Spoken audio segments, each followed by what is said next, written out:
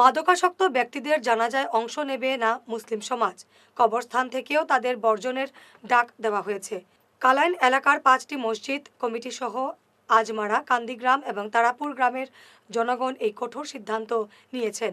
মাদকমুক্ত সমাজ গড়ে তুলতে এই সিদ্ধান্ত নিয়েছেন বলে জানান। তাদের এই সিদ্ধান্তে অনেকেই সাধুবাদ জানিয়েছেন।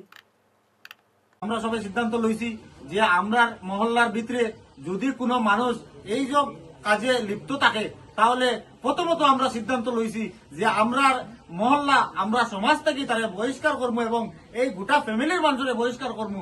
আর এমন ভাবে পদক্ষেপ নিমু যাতে এই ফ্যামিলির কোনো মানুষ যদি মৃত্যুবরণ করে মারা যায় তাহলে আমরা কবরস্থানও এই মানুষের জায়গা দেওয়া হইতো না।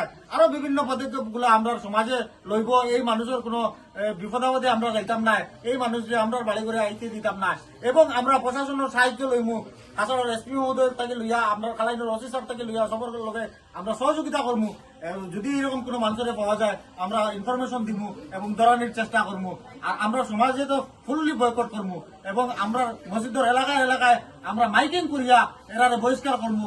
এই সিদ্ধান্ত লিয়া আজকে আমরা মুরব্বী সভা আসন 5 মহল্লার মানুষ এবং আমরা যুবক তত্ত্বাবধানে এই কমিটি গঠন করা হয়েছে।